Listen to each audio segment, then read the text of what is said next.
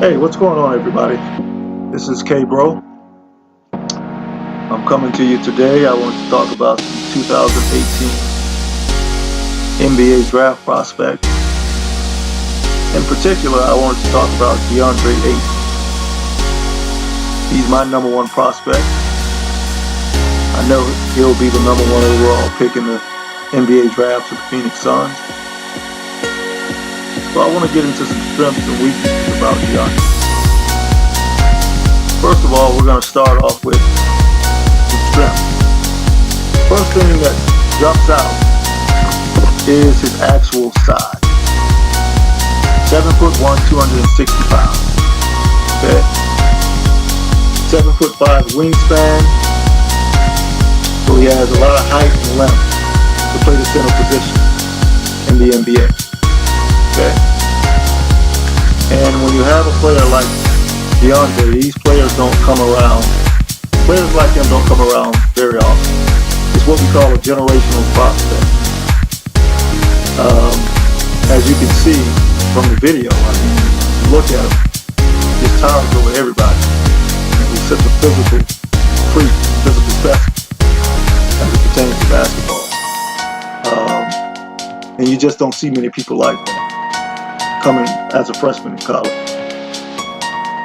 Deandre is considered, the top prospect by most draft gurus, so he's going to kick off my coverage about the draft. Now, what I'm going to do, I'm going to upload how I deem the draft to play out, and being that I think Deandre is going to be the first pick overall, I'm going to start with him. My first video is going to be about him, and then so on and so forth. Okay? So the first thing you're going to hear about Deandre, I mean, if you just look at him, he's a chiseled guy. He has an NBA-ready body. That's part of the intrigue about Deandre. I mean, his physical prowess. Now his strength, his scoring ability. I mean, from an offensive standpoint, he's a great inside scorer. Great footwork. Okay, he can pick and pop. He has a great shot, great form on his shot, as you can see. Look at the video. Great footwork. And it's hard to stop that. So when you have someone like him, because in the NBA now, everyone is pushing small ball. But what's going to happen, a lot of people are saying that, the big man in the NBA has become extinct, obsolete, whatever you want to call it. And I don't think that's true, Now, the big man in the NBA that can only post up, yeah, that may be outdated. But when you have a big man with the skill set of an Anthony Davis and with a Deandre Ayton, okay? Now, imagine Deandre playing against a small ball team.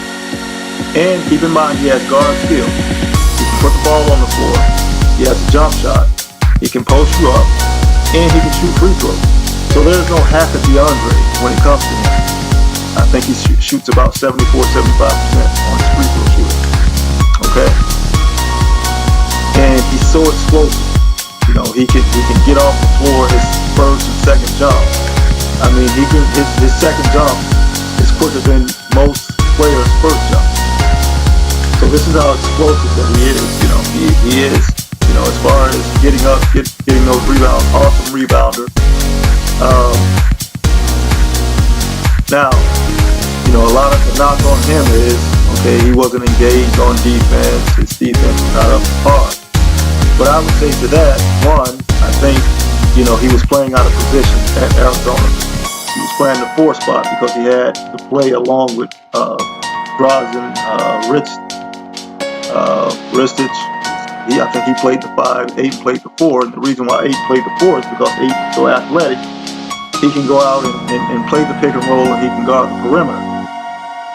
So, I mean, everyone talks about his block rate, shot blocking rate, but you can't, if you're not under the basket, if you're out guarding the perimeter, you're not going to get a whole bunch of block shots.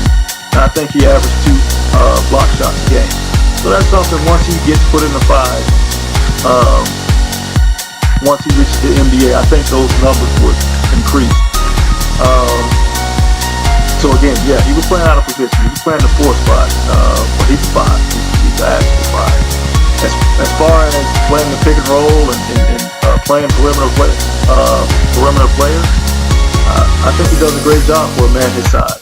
You know, he can slide his feet, he can move his feet. He has great footwork. You know, as you can see, his post-up game is very refined. It's not many holes in his game overall. Again, you know, does he need to work on his defensive awareness? Yeah, but that can come with coaching. I just think Deandre is a generational prospect, sort of like a LeBron, or Anthony Davis, a Shaq, those type of prospects. And it's going to be interesting to see how Phoenix uses him. When you got Devin Booker, you got Josh Jackson. I can imagine, you know, I can envision it now, him and Devin Booker, the pick and roll situation. So Deandre is my #1 rated prospect. He's the #1 overall pick, in my opinion. It's a great physical specimen. Huge, athletic, explosive, Greek freak body. You know, just a great prospect all around. But for some reason, you know, people have a tendency to nitpick, and you know, that's what we do today. You know, but in my opinion, he doesn't have very many holes in his game. You know, so this is my video on Deandre Ayton, my #1 overall prospect in the 2018 NBA draft. This is also my #1 overall pick to the Phoenix Suns. The Phoenix Suns have waited 50 years to get the first pick. This is their first time getting the first pick overall. I think they got the second pick back in 1969. Of course, they missed out on Lou Alcindor, better known now as Kareem Abdul-Jabbar. And I think they received the second pick in 1987. And that first pick turned out to be David Robinson. So it's only fitting that, you know, you have a generational center this draft, and they end up first pick, that being Deandre Ayton. The awesome specimen, awesome prospect. I look forward to seeing what he's going to do in the NBA. I automatically think he's going to be one of the top 2 or 3 centers in his rookie year in the NBA. I think he's that good. Just his size and presence. He'll be bigger than, I would say, 80%, 85% of the centers that are in the NBA right now. So I look forward to seeing what he has to do. That's my analysis on Deandre. And I'm out.